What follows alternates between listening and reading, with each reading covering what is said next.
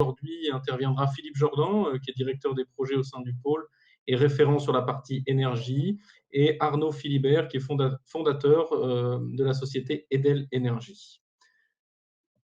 Le pôle, donc, qui sommes-nous? Petit rappel, nous sommes une structure parapublique, donc pôle de compétitivité, sous forme d'association qui regroupe plus de 220 membres, acteurs économiques, institutionnels et académiques autour de la thématique du bâtiment, des matériaux et de l'énergie. Donc, nous faisons partie des 58 pôles de compétitivité labellisés par l'État. Nous sommes donc le seul pôle sur le secteur du bâtiment. Notre objectif, c'est accompagner les démarches d'innovation des acteurs du secteur et préparer les transitions de filière. Donc, nous avons un ancrage historique fort dans le Grand Est, mais nous travaillons bien sûr avec les acteurs sur tout le territoire, notamment avec le Conseil stratégique de filière Industrie pour la construction au niveau national. Et nous travaillons aussi à l'échelle européenne en ce qui concerne les appels à projets, H2020 par exemple, ou Green Deal pour exemple. Trois thématiques, donc j'ai parlé bâtiments, matériaux et énergie, mais les domaines d'action stratégique sont intitulés chimie, matériaux et systèmes constructifs, où on s'intéresse à la conception et au développement de matériaux, de systèmes constructifs pour le bâtiment bas carbone et évolutif. On s'intéresse aussi à l'optimisation de la mise en œuvre sur chantier, à la garantie du confort pour l'usager, à la performance du bâtiment tout au long de sa vie. On intègre aussi dans ce DAS-là la question du numérique, de plus en plus importante dans le secteur du bâtiment. Ensuite, sur le DAS 2, services, énergie et territoire bas carbone, on aborde les questions de données pour la création de nouveaux services au sein du bâtiment, l'optimisation de la performance des équipements de production d'énergie renouvelable, et ainsi que les questions et le lien entre énergie, bâtiment et territoire, notamment au travers des smart grids.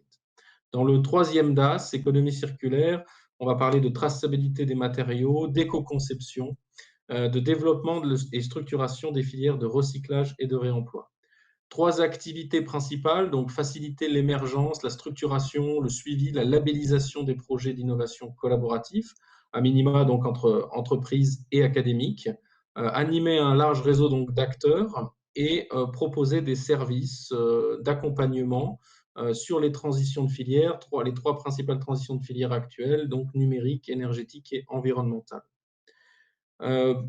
Petite représentation donc des acteurs, des membres du pôle. Donc vous retrouvez en haut à droite les maîtres d'ouvrage, les entreprises de construction. En haut à gauche, les industriels, fournisseurs de solutions. Juste en dessous, les maîtres d'œuvre, concepteurs. En bas, les académiques. Et en bas à droite, les acteurs de l'interprofession. Donc on rassemble en fait au sein du pôle l'ensemble des acteurs de la chaîne de valeur du bâtiment. Le contexte, on s'inscrit donc dans le développement durable, dans la transition, on va dire, énergétique, donc avec l'idée de consommer le strict nécessaire, de consommer de l'énergie renouvelable. On est bien ici sur des questions d'énergie renouvelable. Consommer également ce qui est produit localement. Donc, travailler donc, sur cette notion car effectivement le transport d'énergie n'est pas neutre dans l'efficience globale et notamment au niveau des pertes à effet de joule. Donc le pôle Fibre Énergie Vie accompagne et donc porte aussi cette thématique sur cette notion de transition énergétique, puisque comme vous l'avez vu, c'est un axe fort, un de nos DAS, donc domaine d'action stratégique important. Ensuite, sur sol solidaire, donc effectivement, en tant que maître d'ouvrage, vous pouvez mettre en œuvre, grâce à cette action, grâce à cet appel à projet, ces trois actions, pour, on va dire, faire de votre patrimoine un lieu up-to-date, économe pour les occupants et motivant pour tous, puisqu'évidemment, la question principale, c'est de réduire la facture énergétique des occupants et d'augmenter la part d'autoconsommation collective sur le bâtiment. En qualité, donc vous avez les clés en fait de votre logement, donc vous avez la possibilité de mettre en œuvre ces actions. C'est une opportunité très intéressante et il y a également un volet innovation. On reviendra après sur ce sujet qui est important. Et donc en tant que pôle de compétitivité, on peut aussi, dans le cadre de votre candidature, labelliser le projet, donc votre projet de réponse à sol solidaire. Voilà, maintenant on va parler plus spécifiquement du cahier des charges, donc des critères d'éligibilité et des critères de sélection de l'appel à projet. Donc l'objectif, bien, c'est de mobiliser. Alors, l'appel à projet Sol Solidaire est porté par l'association du même nom, Sol Solidaire, qui vise à mobiliser des financements privés pour permettre le déploiement d'installations photovoltaïques en autoconsommation donc dans le secteur de l'habitat social. L'objectif, c'est de faire baisser la facture d'énergie pour les usagers et c'est d'augmenter leur reste à vivre. Faire émerger des projets à court terme, ça c'est une condition de l'appel à projet, donc sous 18 mois, démarrage des travaux et livraison à 24 mois maximum après la notification de l'aide par Sol Solidaire. Et c'est bien sûr de concilier la maîtrise et la gestion efficace des besoins en électricité. Les installations pourront être effectuées en toiture, en façade, également en ombrière de parking par exemple, ou bien au sol à proximité du bâtiment. Les critères, les organismes publics et privés d'HLM, donc bailleurs sociaux sur le territoire national. Ce sont les projets d'installation liés aux bâtiments existants, donc soit neuf, soit rénovation.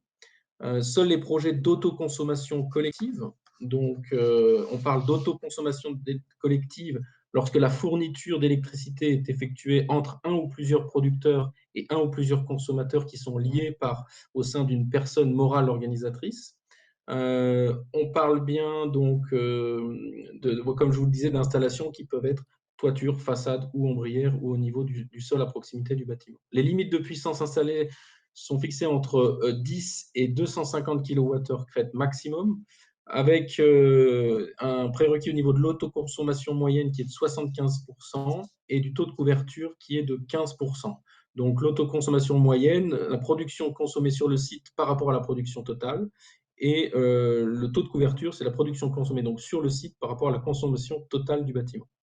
Les systèmes effectivement solaires devront répondre à des exigences sociales et de protection de l'environnement. Il y a des critères spécifiques qui sont dans le cahier des charges qui développent cette partie qualité du système photovoltaïque.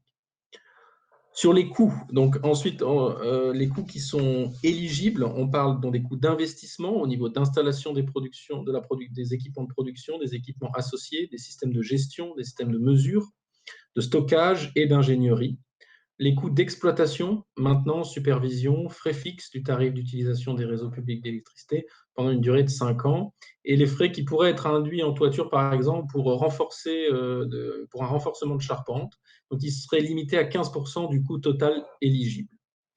Les coûts non éligibles, ce sont les intérêts d'emprunt, les frais d'assurance, les extensions de garantie du matériel et l'acquisition de véhicules électriques. Le montant de l'aide, il sera attribué au cas par cas et il sera en fonction du modèle économique travaillé et présenté par le demandeur. L'appel à projet présente 5 principaux critères d'analyse. Donc, ces critères, le premier, c'est le montant de l'aide, donc qui sera lié en fait à l'objectif de parvenir à un équilibre économique optimal du projet. Donc, il y a une notion de modèle économique, de business plan et de plan de financement important et qui doit être assez robuste dans la candidature. La qualité du système solaire envisagé, on en a parlé, il y a un paragraphe précis dans le cahier des charges sur la qualité du système solaire envisagé.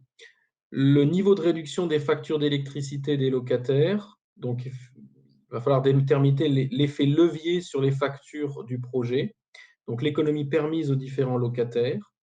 Et puis, niveau global de performance énergétique, donc c'est l'apport en fait de projet Sol Solidaire à la stratégie de performance énergétique pour le bâtiment et de manière générale pour la politique générale sur l'efficience énergétique de la part du porteur. Et l'innovation, le projet présentant des innovations technologiques sur les modules, par exemple la gestion ou le pilotage, sera favorisé. La demande d'aide devra être faite avant tout démarrage des travaux. Tout justificatif de paiement qui serait antérieur à la date de dépôt ne sera pas pris en compte. Voilà. Donc maintenant, je vais laisser la parole à Arnaud Philibert, Alors oui, juste un dernier point, par exemple, pardon, sur la date de clôture. Il y a 2 sessions prévues par année sur cet appel à projet-là. La prochaine session, la prochaine clôture est donc à la mi-avril 2021. On est en attente de la date exacte, mais en tout cas, comptez sur mi-avril pour cette première session et donc la clôture de cette première session. Et Arnaud en reparlera, mais il y a un certain nombre de pièces à présenter dans le dossier de candidature. Donc je vais maintenant lui laisser la parole pour la suite de la présentation. Merci. Merci Quentin et merci au pôle Fibre Énergie Vie de me laisser l'opportunité de présenter comment l'accompagnement du pôle peut se faire auprès des acteurs. Je représente la société Edel Énergie qui a la connaissance sur les technologies et sur le montage de dossiers. Et c'est avec le pôle Fibre Énergie Vie que nous portons l'ensemble de l'accompagnement. Donc, comme Quentin l'a précisé, il y a un certain nombre de critères qui doivent être pris en compte pour pouvoir monter un dossier. Ce qui veut dire que, alors j'ai pas la main sur les slides a priori. Si on peut passer au slide suivant, merci. La première chose est donc de pouvoir vérifier que l'ensemble des acteurs peuvent souscrire justement à cet appel de fonds, dans la mesure où le cahier des charges s'adresse uniquement aux bailleurs sociaux.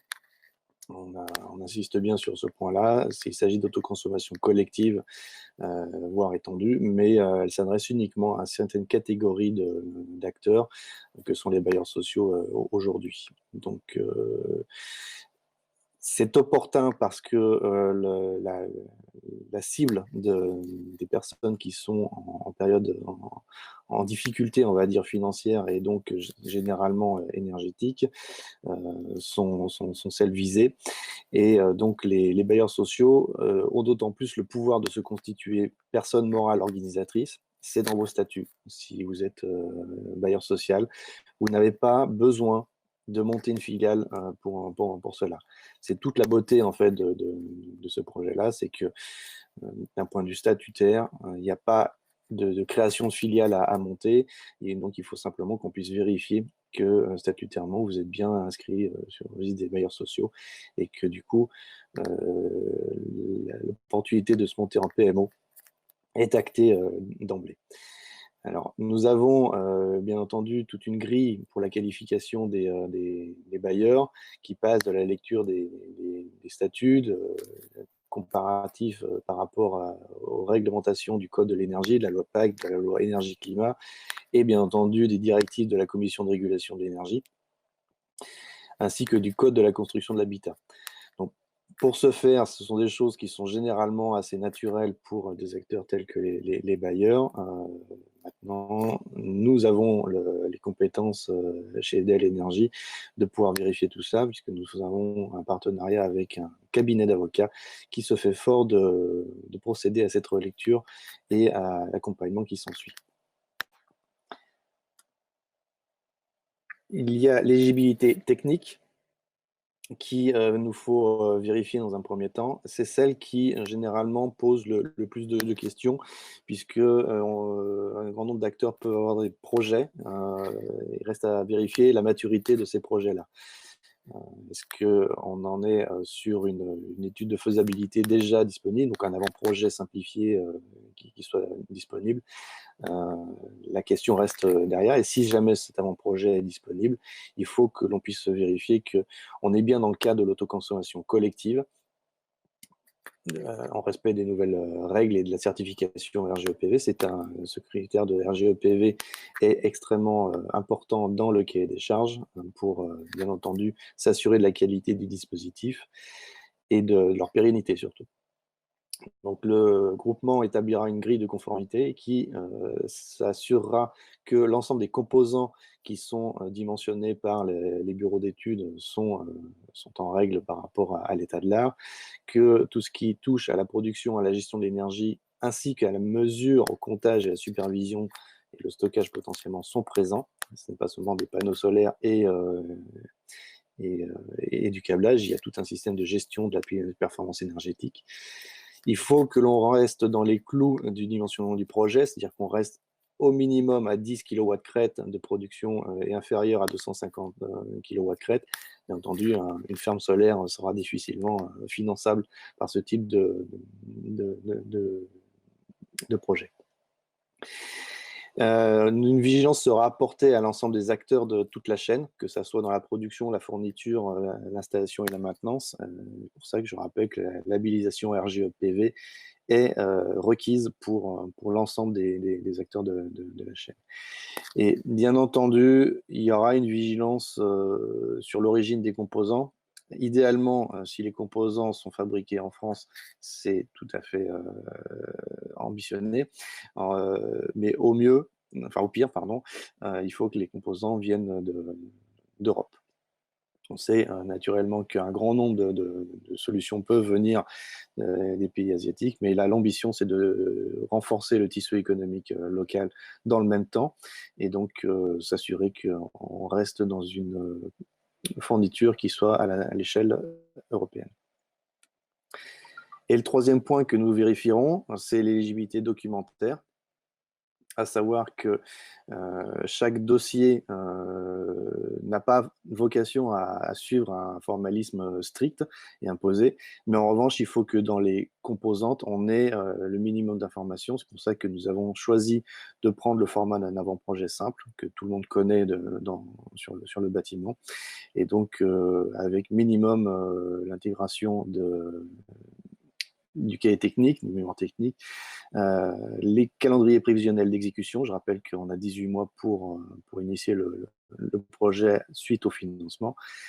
Et ce qui est le plus important, c'est la vision budgétaire sur les 5 années, qui inclut, bien entendu, le besoin en financement. Il sera évident que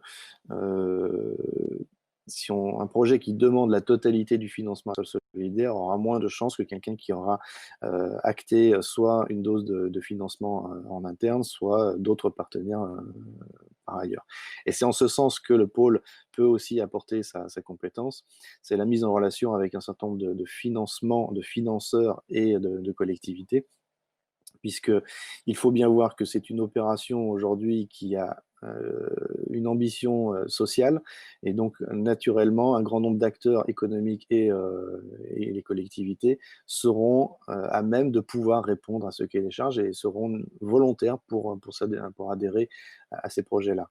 Donc le besoin en financement pourra intégrer un grand nombre de plateformes qui sont déjà présentes aujourd'hui autour des bailleurs, et donc de ne pas simplement se limiter à du financement en interne ou du financement sur la base des mécènes.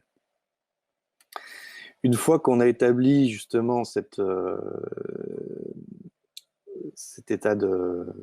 phase d'évaluation, on va pouvoir décider si le projet est suffisamment mature pour être présenté en tant que tel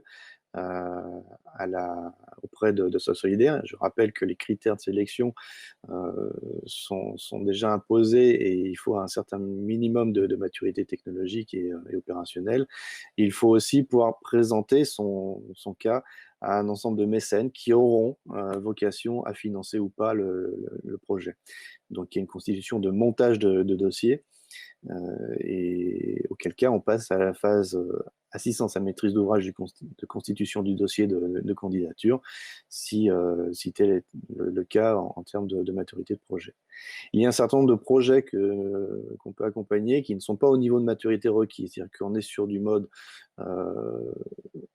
où on est plus dans les cartons, une étude de faisabilité a été faite, etc., mais il n'y a pas forcément de business plan qui a été dédié, auquel cas nous proposerons avec le pôle un accompagnement dédié pour faire monter en maturité le dossier, le mettre vraiment au niveau d'avant-projet simplifié, ce qui nécessitera un petit peu plus d'action. Maintenant, comme il y a une récurrence des soumissions à Sol Solidaire biannuelles, on a toujours le temps de viser une échéance future plutôt que celle les plus immédiates. Mais dans tous les cas, on est capable de vous faire monter en compétence d'un point de vue technique, opérationnel ou juridique. Et il y a des projets qui sont complètement non conformes, Donc malheureusement, parce qu'il y a une faute de casting, ça ne s'est pas inscrit dans les bons canaux. Je donne un exemple d'un projet qui se baserait sur la revente de l'électricité sur le réseau. Je ne sais pas que ça pose un problème dans l'absolu, ça pose un problème sur sol solidaire, puisque ce n'est pas l'ambition. Il faut que la fourniture de l'énergie se fasse de façon gratuite, soit directement auprès des locataires, soit indirectement par injection sur le réseau, mais au travers d'un agrégateur qui garantit qu'il refournira de façon gratuite et gracieuse l'énergie ainsi produite. Donc, si on passe à la phase d'assistance de la constitution du dossier, donc un schéma classique où vous êtes déjà bien avancé dans le projet, sous forme d'un avant-projet simplifié, auquel cas, nous aurons à cœur de construire le business plan qui fonctionne le mieux, puisque je rappelle les critères d'évaluation tels que Quentin a pu les présenter. Le montant de l'aide demandée représente 15 points, la qualité du système solaire 20 points, le niveau de réduction de la facture d'électricité des locataires, donc l'avantage intimement lié à chaque foyer, est ce qu'il y a de plus important avec le niveau global de performance énergétique du bâtiment. Donc il est certain que si en parallèle de cette opération panneau solaire, il y a sur le bâtiment un chantier de rénovation énergétique, j'entends, pour cela, que ce soit un changement une isolation de bâtiment, que ce soit un changement de chaudière ou quoi que ce soit. Tout cela s'inscrit dans une politique plus globale qui aura le bénéfice, qui verra le bénéfice des locataires extrêmement bien perçus, et auquel cas on mettra ça en avant. La qualité du système solaire, je le rappelle, se repose sur les critères de labellisation RGE-PV, sur l'efficience de toute la chaîne de valeur, et un point qui s'attache à l'innovation. Et cette innovation, aujourd'hui, elle existe sur le territoire de l'autoconsommation collective sous plusieurs formes. Donc, nous avons quelques partenaires aujourd'hui qui peuvent nous accompagner sur ce sujet-là, qui apporteront une dose d'innovation, tant d'un point de vue financier que d'un point de vue technique, et qui auront à terme d'optimiser toute l'opération dans son management, dans sa gestion, ou carrément le niveau de réduction de la facture d'électricité. Donc cela, c'est 15 points qui sont assez facilement abordables. Le montant de l'aide abordé de 15 points, vous voyez que malgré tout, ce n'est pas le critère le plus important. On va plutôt dire qu'il faut que le business plan soit équilibré, ça semble sous le sens, que la totalité de la demande de financement ne repose pas sur sol solidaire, c'est le point critique. Mais donc là aussi, à partir du moment où le business plan est équilibré et qui intègre des parties tierces qui peuvent souscrire à ce projet, grosso modo, on est dans les clous et on fera la différence avec le niveau de réduction et l'innovation.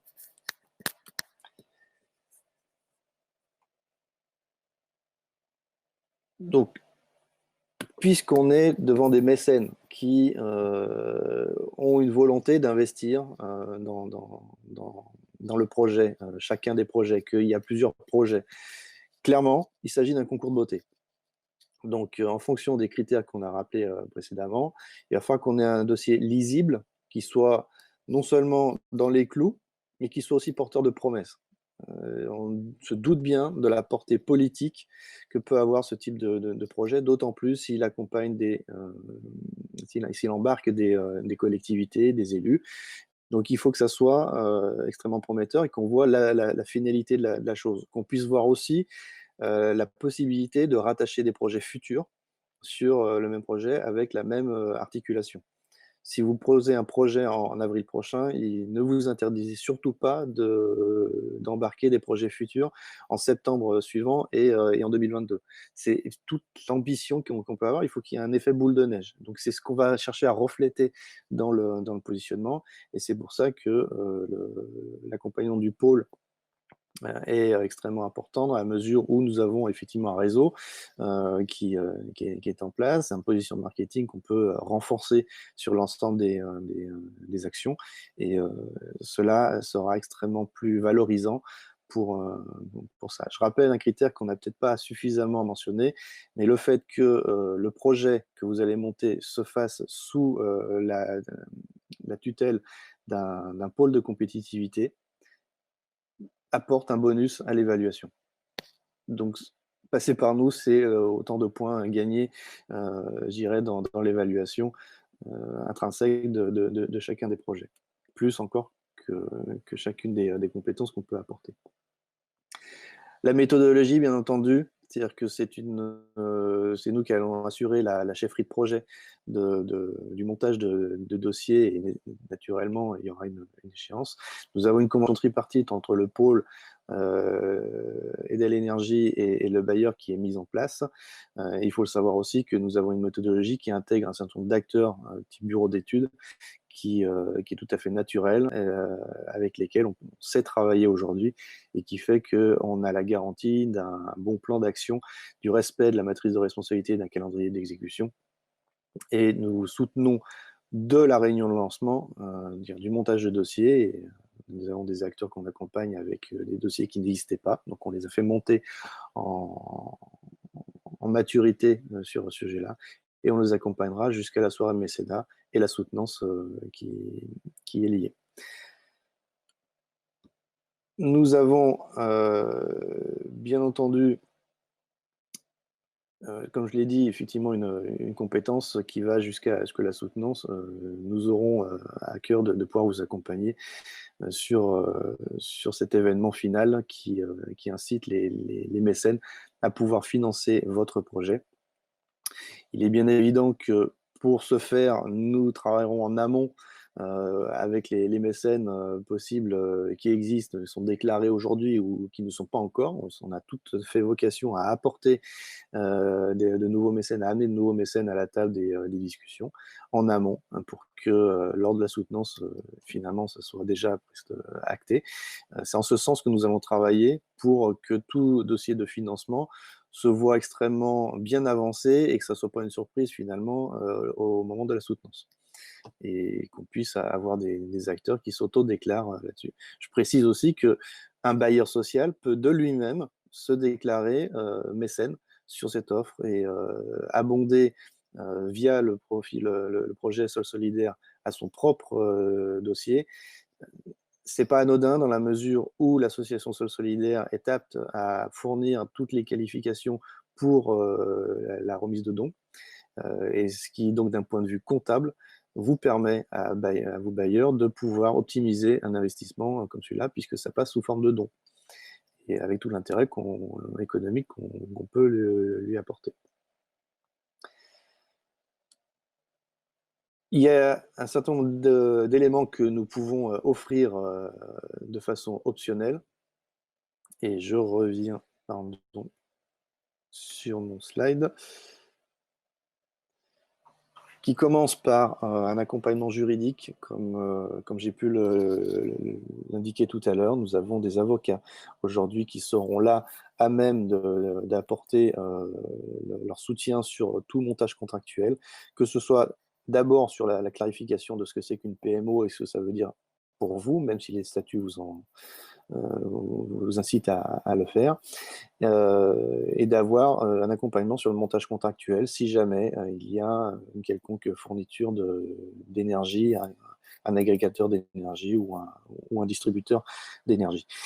Parce que le cas le pire, c'est de monter un dossier qui pourrait être soumis et qui n'obtient pas suffisamment de mécènes et de financement, auquel cas nous serons à même de reprendre le dossier pour pouvoir l'adapter à un mode de financement différent, à un business plan différent, à savoir la revente à un distributeur d'énergie pour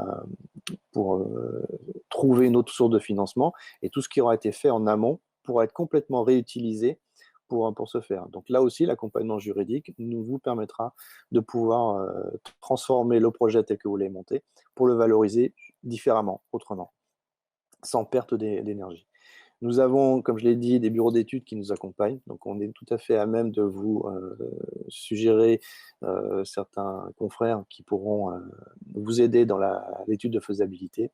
Nous avons une assistance au financement que ce soit au niveau national ou régional, et une assistance de chefferie de projet, tel que j'ai expliqué, pour du pilotage de fournisseurs par la suite. Et bien entendu, pour le projet en lui-même, nous sommes là pour assurer la production des livrables tel que c'est requis. Voilà, j'en ai fini et je me tiens naturellement à votre disposition pour répondre à toute question.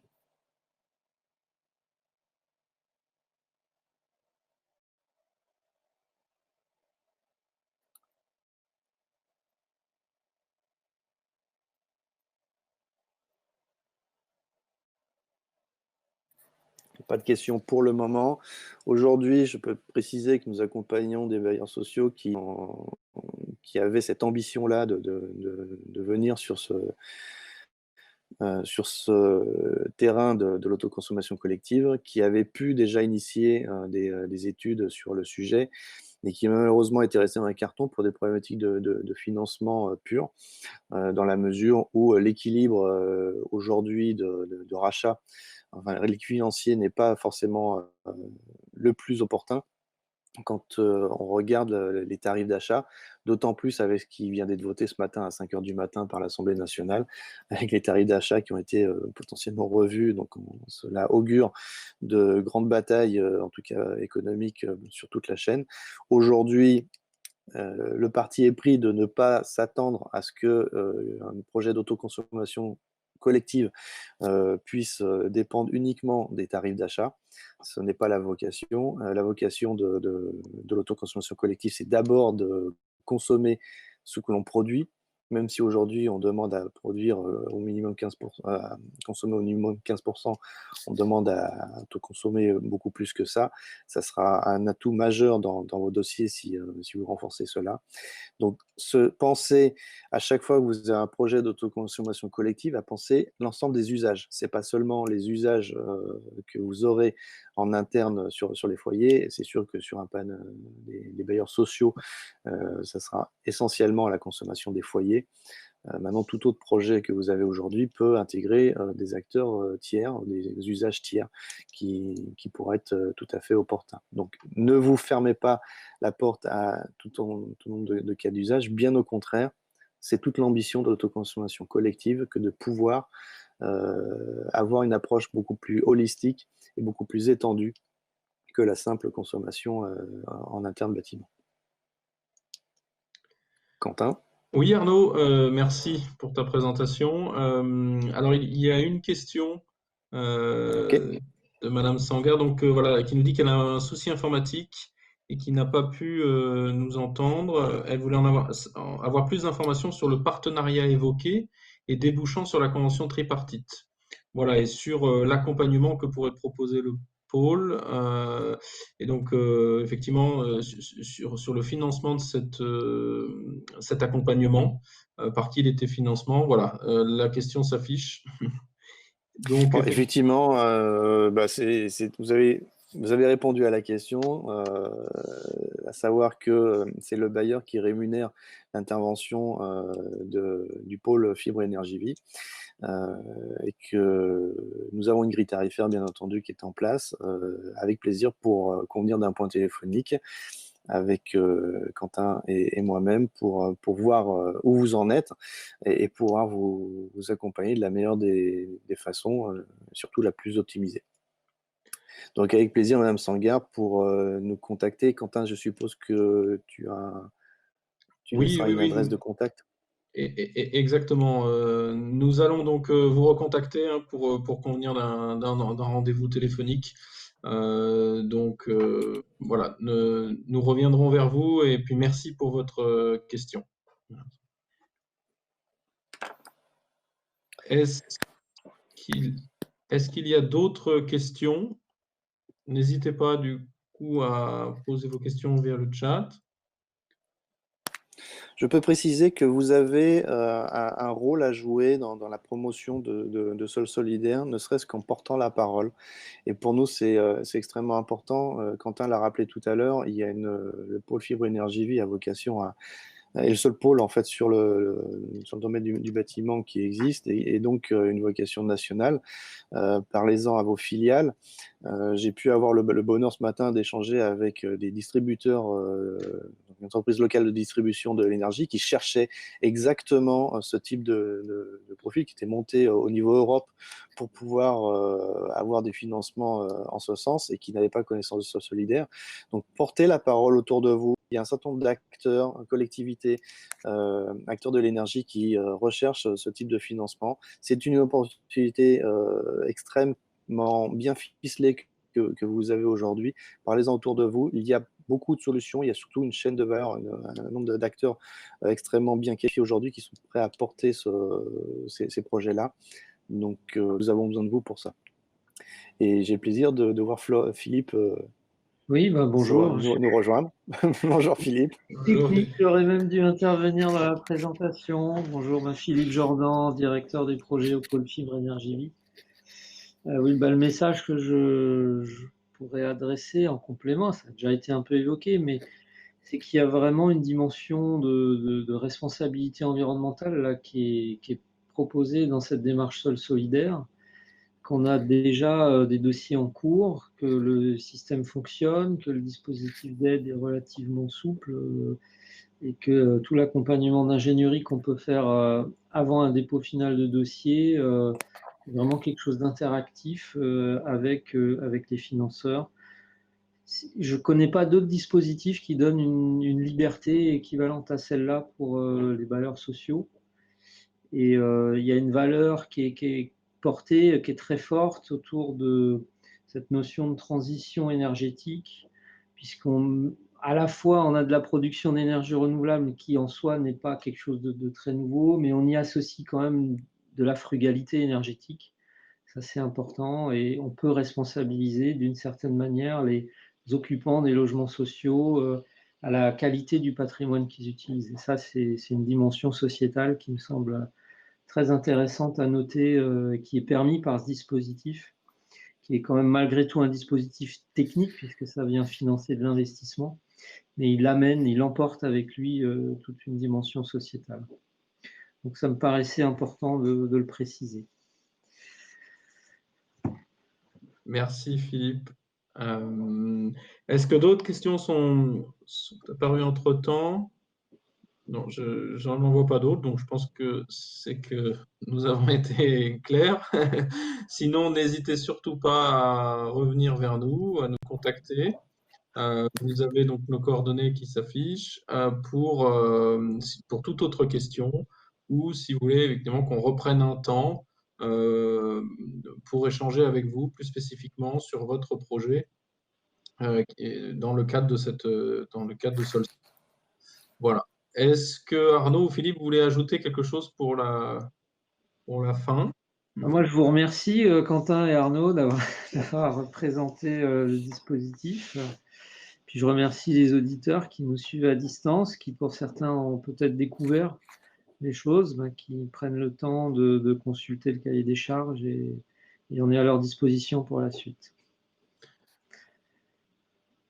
Très bien. Eh bien, on vous remercie en tout cas. Merci effectivement aux intervenants et aux participants. Comme dit, n'hésitez pas à nous contacter et puis on vous souhaite une excellente journée. Voilà. Merci. Merci. Au revoir. Au revoir à tous.